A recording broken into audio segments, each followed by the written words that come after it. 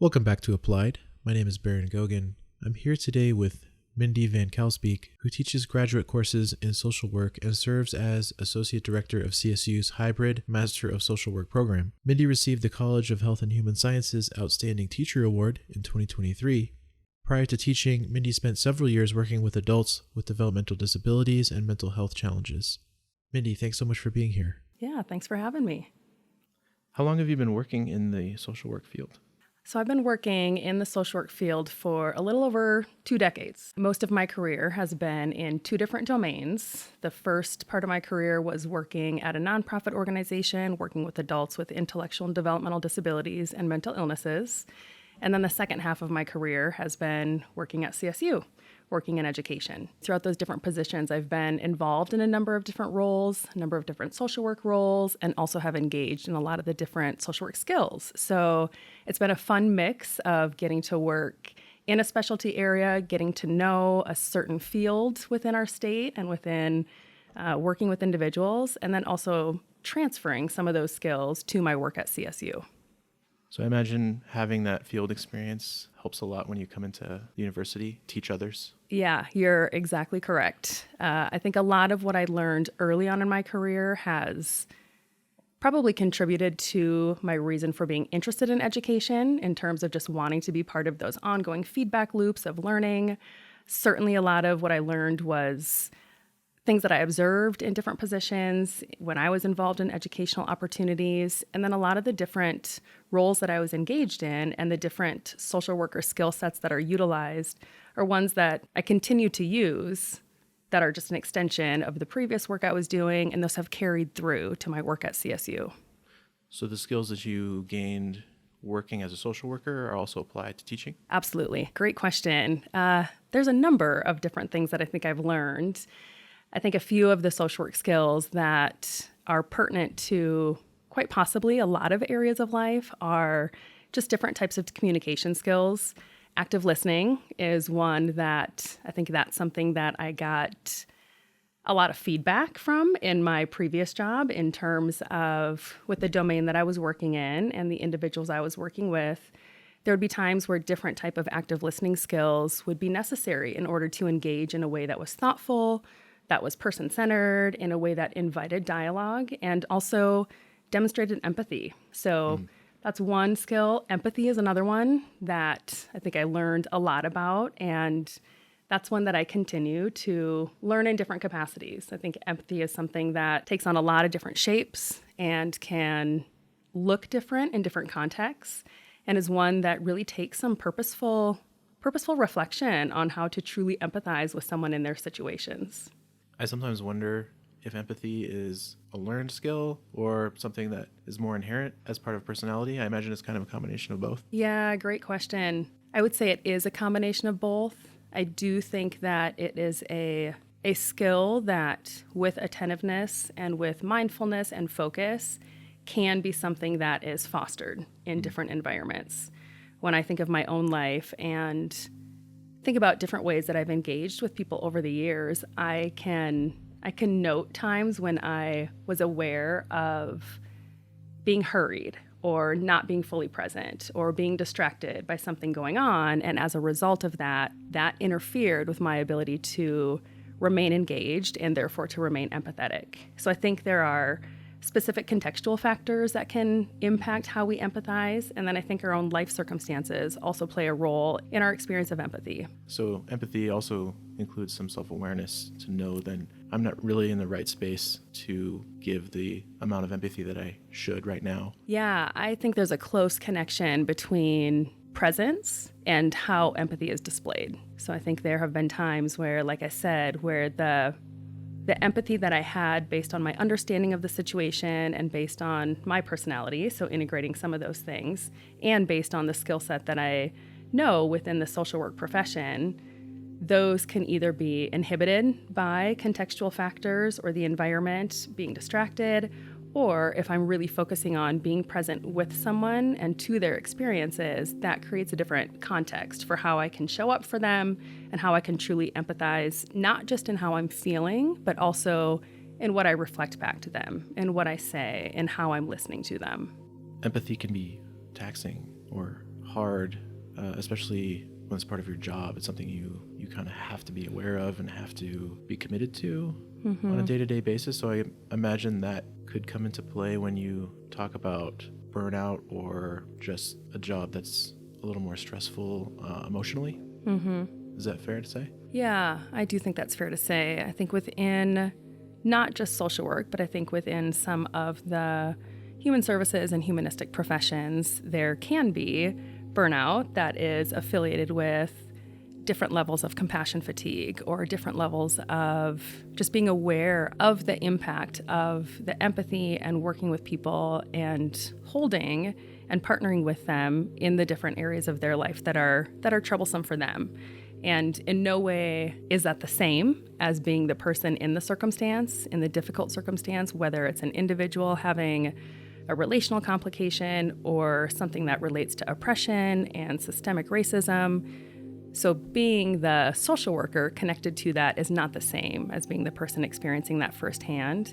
Right. And it's also important to be mindful of what type of self-care practices social workers engage in, the ways that we are being aware of how our jobs can impact us. And similarly to what I said before, I don't think that's unique to social work. Right. It's all the different ways that we can engage in our professions thoughtfully and with awareness of the impacts that come with whatever profession we've chosen. What do you enjoy most about the social work field? One big reason for selecting social work was, well, one, that's what my older sister chose. So following in her footsteps, as I tended to do with a lot of my early adolescence. So when I saw her doing that, I thought, oh, that seems like a good idea. I should look into that a little further. I had a few of my own personal experiences that also made me curious about the field. And when I rolled those all together, my understanding was that being in the social work profession involved working with people at an intersection of human behavior and the impacts of the society and environmental considerations. And that's something that always seemed fascinating to me in terms of understanding the full scope of someone's experience. I know for myself, if I look at my own life, I can identify parts of my personality, parts of who I am intrinsically that contribute to who I am. And then I can also see different environmental considerations that are inextricably linked to how I behaved in certain contexts, choices that I made, ways I engage with relationships. So that's something that I think is it's a great intersection of where we can work with individuals in recognizing both of those. All of who someone is in their personality, all of that, and then also the impacts from the environment. So that's... What are some examples of environmental impact? Yeah, so one example that comes to mind for me in thinking about my area of work prior to CSU in working with adults with developmental disabilities, one big area where this can be seen is in looking at our environment and looking at our physical establishments and looking at different systems that we engage with and how those do have a fully inclusive design and a universal design that, say, someone who mobilizes with a wheelchair, would they be able to access a facility in the same way that somebody who walks? Mm-hmm. So accessibility is one. Yep, accessibility is one. Home life for people can be a factor, and the experience of how your home experience growing up is a big one. Yeah, absolutely. And part of within social work education, a lot of what we are learning and considering is how all of those different factors influence someone. So different dimensions that we might consider in terms of how those impact someone, who they are, how they show up, could be their family. It could be the different type of macro environment that they grew up in. Is it a rural area? Is it an urban area? Could be the political context and impacts from the political environment that they grew up in. So lots of those types of dimensions, those all come together from a perspective where they're all related in some capacity, and one might impact another one, and all of those come together to impact human behavior and choices. So when you are helping someone who has struggled with their environment and that's had an impact on them, possibly even for years during their development, what are some ways of addressing that? Yeah, do you mean specific to some sort of physical environment or... I guess a good example would be if someone is dealing with a developmental disability and they have not had access to the type of supports that they should. Other than connecting them with supports now, what are some ways that a social worker might address that experience, I guess? Speaking more broadly, I think perhaps what you're touching on is some different ways that we can engage in social work practice specific to that field. So a lot of different focal systems that could be considered. One would be working specifically with the individual to make modifications to their current arrangements in order to better support their needs, better support their quality of life. If we zoom out a little bit, there's a lot of other contexts that can be considered, which would be looking at what type of changes or actions can be done within policies to better promote accessibility, to promote quality of life in a way that is fully inclusive, fully accessible. So do social workers get involved with policy making then? Yeah, absolutely. One of the areas within, speaking again to working with adults with intellectual and developmental disabilities, that's one of the ways that I was involved in social work during my previous job. And that's also a way that's really important in looking at the macro level context and not only what are we doing in this moment right now for this person, but if we zoom out a little bit, what are we doing when we're considering our citywide context, our countywide context, our statewide context?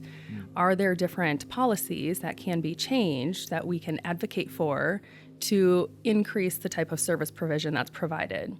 Within the state of Colorado, under one of the waiver systems, a Medicaid waiver, there are a substantial amount of adults with intellectual and developmental disabilities who are on a wait list for service. And that wait list has been in place for several years. So that's one area that a lot of the different organizations within the state have collaborated on to figure out how do we increase resources in order to diminish the wait list so that every person who needs services is receiving some sort of support and some sort of services for their quality of life. So is that more of a policy issue or a lack of resources, most likely financial resources? Different states have different models for how services are delivered. In Colorado, we have waiver services and non-waiver services, and a lack of funding is certainly the number of people who need services of some sorts and the amount of funding that is allocated to that. There's a pretty big gap in that. So more funding would certainly help.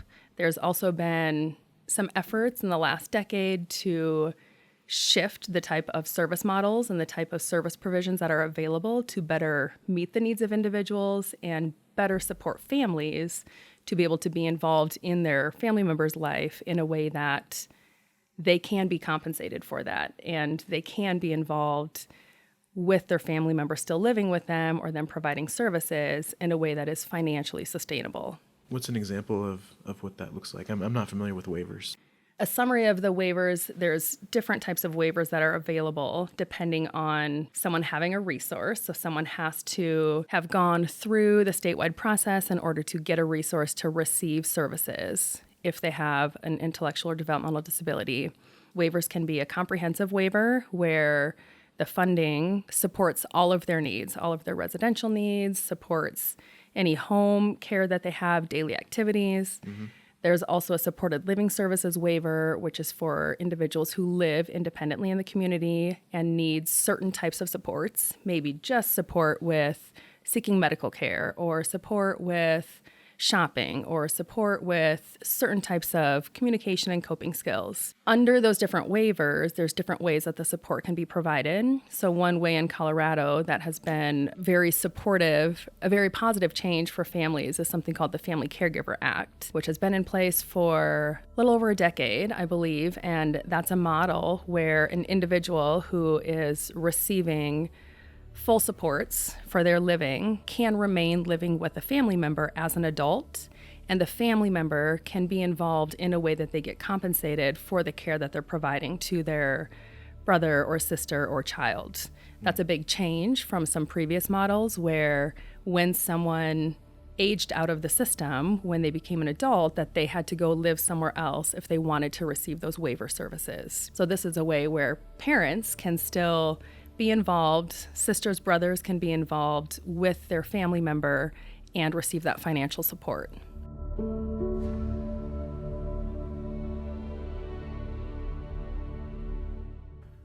So if someone listening has a family member who needs more support and they're not really sure where to go for that information, what would you recommend? A couple different options. Within Colorado, our service provision model falls under the categorization of each county has a community center board.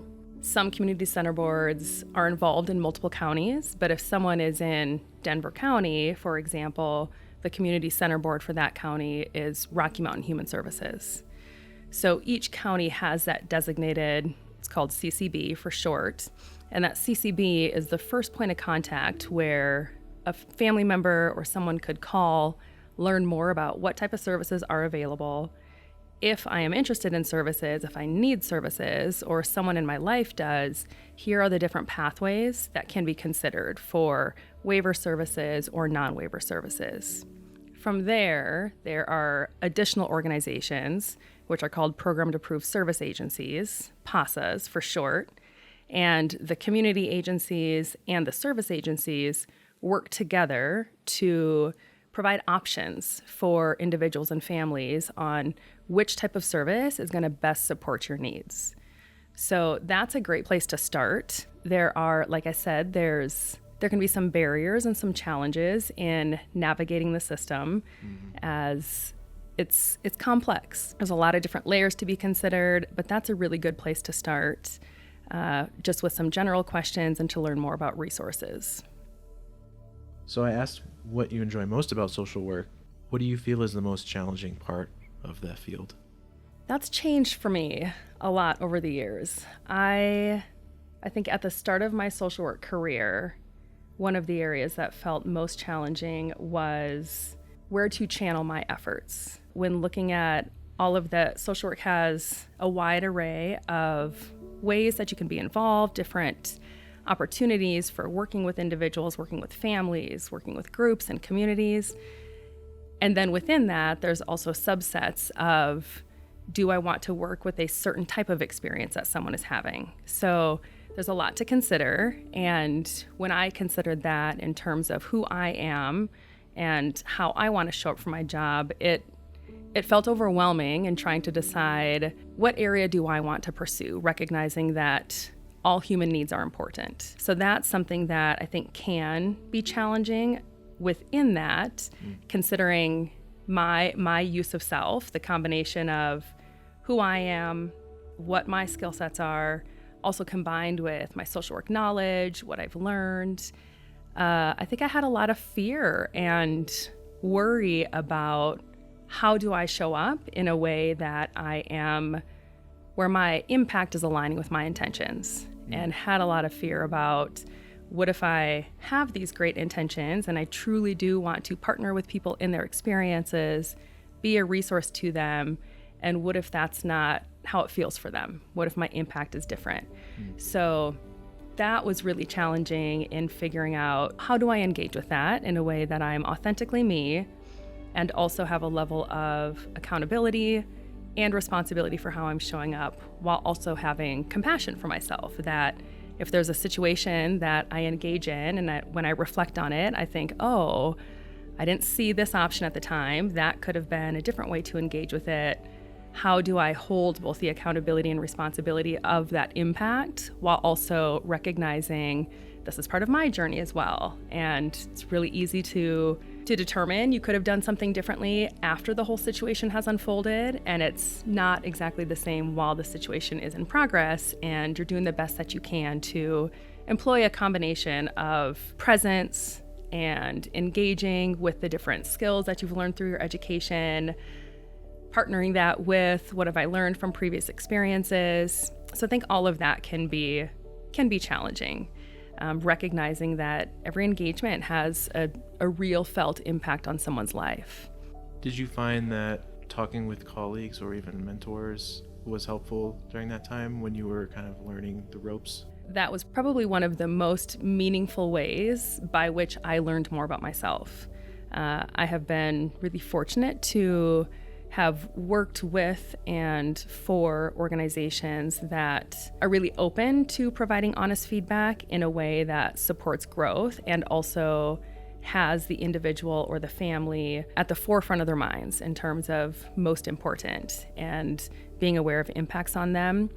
I had really great mentors who were willing to be my truth tellers and tell me the times where there's something that I could have done differently, there's something I could have done better.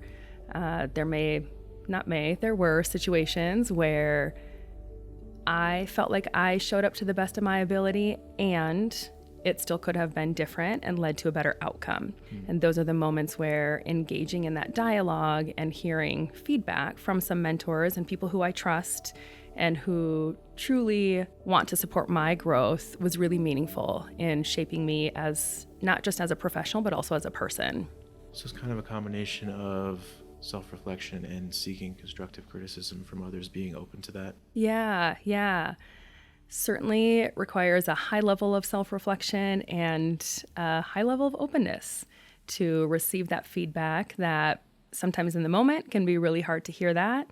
I think it can also be really difficult when there are impacts of that in terms of how someone else receives the information, how it made them feel. Yeah, so definitely a lot of individual reflection, a lot of conversations. Absolutely. When a social worker has an interaction with a client that doesn't go well, or they make a recommendation and then it turns out maybe that wasn't the right course, what's the best way to handle that? I think it varies depending on the situation, the type of impact, and any consideration of harm that may have been caused. If there's a situation where, say, for example, someone was wanting to get connected with some type of services and something was suggested, and then upon maybe checking in for supervision or talking to a colleague, I realized that there are different services available. That feels like something that can be pretty quickly rectified in terms of reaching back out to the person, sharing a different handful of resources, assisting with the connection. So I think that's one way that feels like something that can easily be adjusted. I think the more complex situations are the ones where maybe I say something to someone and I cause harm in what I'm saying. And independent from my intentions, that feels like an important part to name, that even if my intentions were in the right place, that doesn't change the impact that I had. And those can be the types of situations or conversations where it's really important to check in with the person to see how they want to engage in any sort of conflict resolution or restorative justice, depending on the level of what has occurred and how it's landed for them. And I think that has a big ask for a lot of listening. There's kind of a little bit of mystery in the public perception of what social work really is. Yeah. Because it's not one thing. Right. It's a lot of different components that go into it. There's an expression, it's an art, not a science. It's a little bit of a platitude, but I think that kind of applies a little bit, where there's science and policy and economics involved, and like there's aspects to the job that are clearly defined by policy, law, just how you do the job according to training. And then there's aspects of the job that aren't well defined, that are more difficult to navigate and understand. There's emotion, empathy, these things. There's no like rule or way to go about that necessarily. So I think maybe people who are considering getting into the field have a lot of questions around that. You can't always just be by the book everything and remove emotion, because that doesn't really work, but you also can't go too far on the other side of the spectrum. Right. So how do you strike that balance, I guess, maybe is a question that some people might have. Yeah, I think you're correct in the perception of social work as a whole, and who a social worker is, what they do, can be quite varied. One of the things that I've heard said within our profession is, once you've met one social worker, you've met one social worker. Just in terms of the wide range of capacities and different ways that social workers are involved in different contexts. In terms of balancing things, from my own experience, I have found that it takes discernment on my part to tap into different parts of my social worker identity. There may be times and contexts where I feel like my role in the context is to listen and to understand and to recognize that someone has invited me into their life and their experiences and show up for that with presence. There are times where I feel like it could be an interaction that's similar to that, and what's being asked of me is to share resources, to connect someone to a resource or a person or an organization that will improve the quality of their life or could support them while they're in a hard time. Then there are times where I think working with, one of the other challenges that I think within social work is we're working within a lot of systems and systems of different sizes, some really large, complex systems, and change takes a very long time.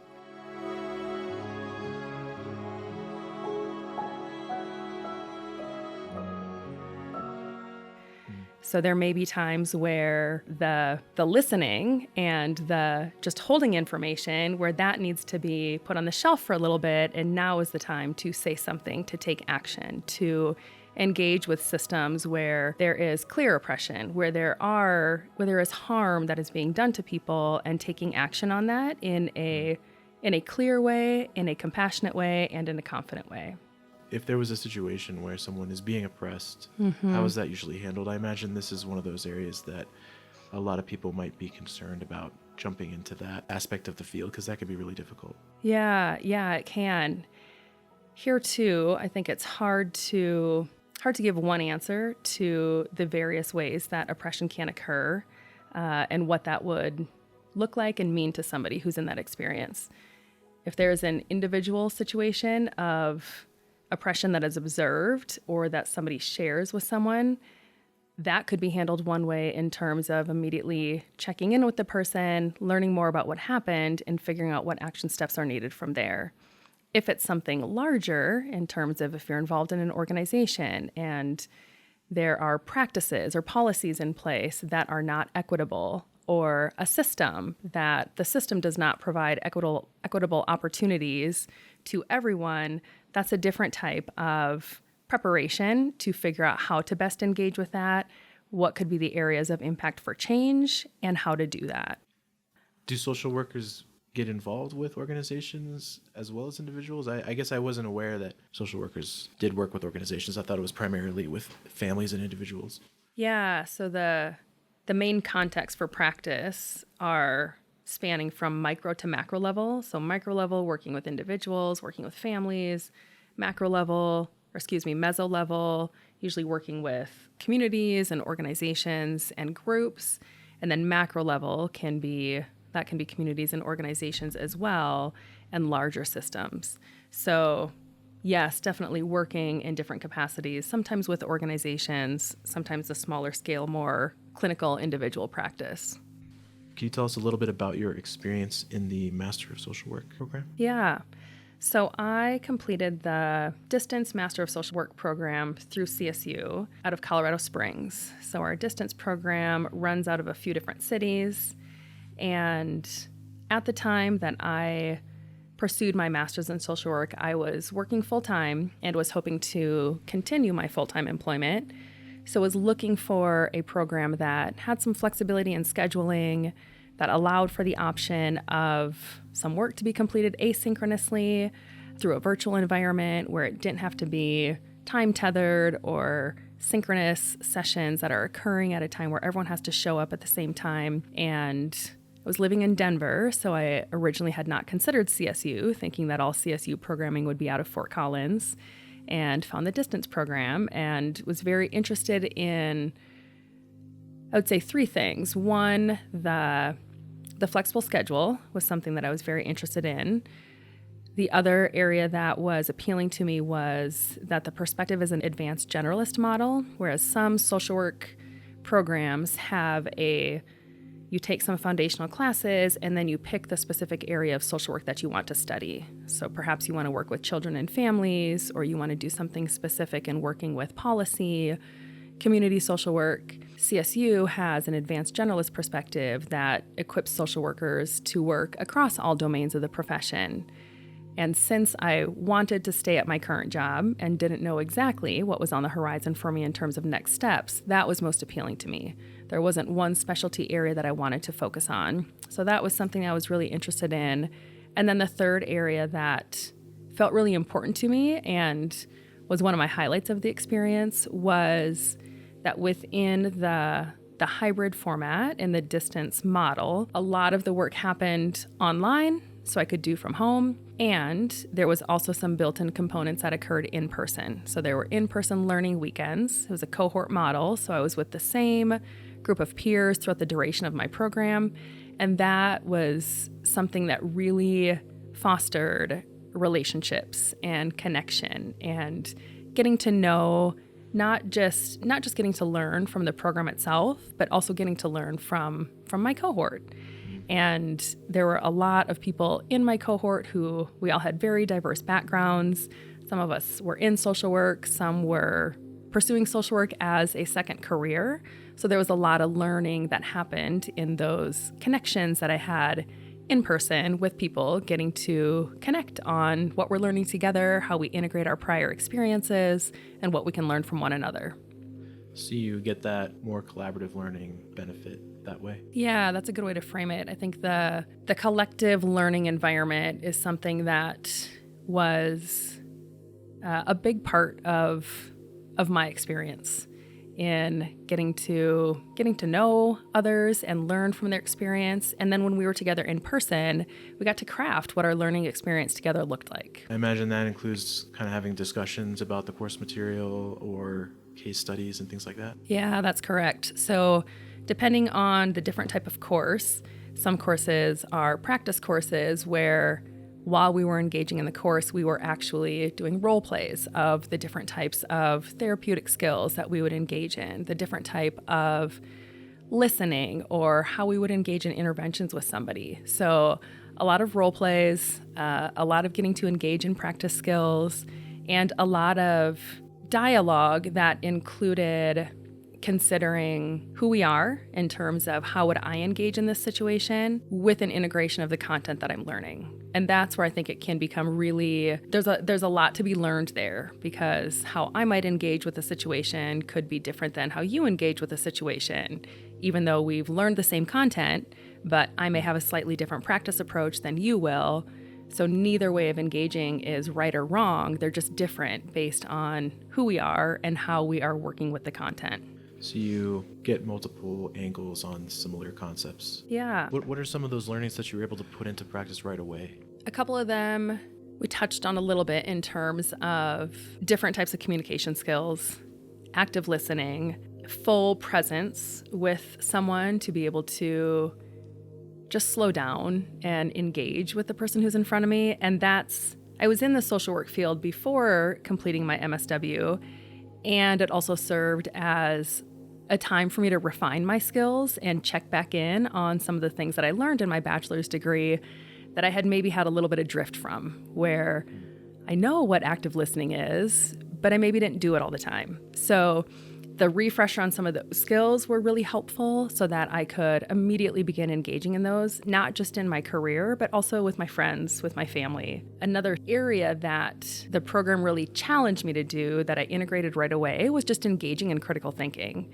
And that was across different topics and different areas of my life where I really enjoy being a student. That's something that I have always enjoyed, always liked doing. And that critical analysis of engaging with content and hearing multiple perspectives and recognizing that there's a lot of room for dialogue about those different areas and learning together. And that can include differing perspectives. And perhaps I view something one way and someone views it a different way. And how can we engage in a fruitful conversation about that, where we honor each other's perspectives and still be willing to consider the other perspective and consider shifting my opinion based on new information coming in. So if you've ever gotten to a situation where you had a different perspective from a client and it was just an impasse, you just can't seem to break through, like how would you handle that? Yeah, so I have not actually had that happen where myself or the individual that we had such differing perspectives that we were not able to engage in a process together. If that happens, I think one thing that is most helpful immediately is for the social worker to engage in supervision, to bring someone else into the dialogue, to be able to have a productive conversation about here's what's going on, here's what's happening, here's the juncture that we're at, that perhaps I, as the social worker, don't feel comfortable continuing to engage in this relationship, or perhaps the individual does not feel comfortable. If that's something that an individual requests, in a lot of circumstances, that's something to be honored, depending on the nature of the service provision. If it's mandated, that could be a slightly different conversation. But in those circumstances, this is where that use of self is really important. We all have biases. We all have parts of ourselves that we bring to the job, and that we bring to working with other people. So I have a responsibility to be aware of what those are for me, so that if I encounter a situation where I feel like I cannot abide by the ethical code within the profession and show up in a way that is supporting the person in how they want to be supported, then that's something that I may need to step back from, so that someone else who could be a better support can step in on that situation. What advice would you give to other people who are considering a master's in social work, and what are some of the advantages to additional education? For someone who is considering their master's in social work, I think a good place to start would be to lead with curiosity. If it's someone who, whether you're in the social work field or do not know a lot about the social work field, learning more about what it is, what it entails. It can be helpful to talk to others who have their master's in social work or have worked in the profession, just to learn a little bit about their experiences. With that said, I do think it's also important to sort of hold that loosely, just because of the versatility of the profession. So one person's experience in the profession may be drastically different than someone else's. So lots of data collection, I think, can be helpful for someone to determine if this is an educational experience that they want to pursue. I think another guidepost that can be helpful if considering the program is that there isn't one set pathway or journey for the program. There are multiple different program options, different ways that the program can be completed, and those can all occur very differently. So there may be one student who, upon entering the program, knows exactly what it is that they want to do post-graduation. They have a specific area of practice that they know they want to go in. So their MSW is to help support them to be able to engage in that career path. There are many other students who engage in the program and they don't know what they want to do. So part of their process is going to be a clarification process of figuring out, what do I want to do within this profession? What options are there that I'm not even aware of? Where can I contribute? Where can I contribute best based on who I am? Where am I at in my life in terms of how I want to engage in different capacities, whether that's working on an individual level of practice or doing something that's more macro-oriented. Recognizing that it's not going to be the same for everyone can be helpful and freeing. One of the things that comes up fairly often with new students starting our program is some concern about if they don't have a clear career trajectory that they know that they are on. If they don't know what they want to do for their internships, which occur during the program, if they don't know what area of practice they want to work in, that can cause some concern. And my response to that would be that that's okay. And really what the program experience is intended to do is to help you gain clarity on what areas do you want to work in, what skill sets are your strengths that you want to carry through to your career. Sort of related to that, but slightly different, I think, is just recognizing that there's the goal and the outcome of obtaining an MSW, and then there's also the process in which someone is participating, and paying attention to the process can be really helpful. So someone coming into the program might have some preconceptions about what they want their career to be, but that could change a little bit over the course as they learn more. Yeah. We have our set curriculum, and then we also have built into our curriculum some options for students to take electives that they get to select based on their interest areas. And I would say getting to engage in those different the courses, the core curriculum, and also the electives are one of the ways that help clarify what students want to do. We have had a lot of dialogues with students who came in and knew exactly what they wanted to do, and post-graduation, that's exactly what they did. And then students who knew exactly what they wanted to do and post-graduation are doing something entirely different. So it really is a process of discovery, of getting to learn content and getting to learn about yourself and getting to learn from other people and learn from community partners. Well, that's great. To not have a rigid expectation is good for sure. I think some students would agree with this, but I think I can speak from my own experience here too, and recognizing that my learning experience in the MSW program didn't occur exactly how I thought it would, and that was okay. Because there were things that came into the program that I learned, things that I had no idea. Those weren't on my radar, that they were going to be things that I'd learn about myself or about others or about the social work profession. So being willing to consider that the learning that's going to happen could be different than what you're thinking it's going to be at the start of the program. And that's okay. That's not good or bad. It's just a different type of experience. The intention, maybe. Yeah. Really being able to assess how do I want to show up for this, and what is that going to look like? How am I going to contribute to my own learning experience? How do I want to show up for the collective learning experience? And then what are we crafting together as we're learning?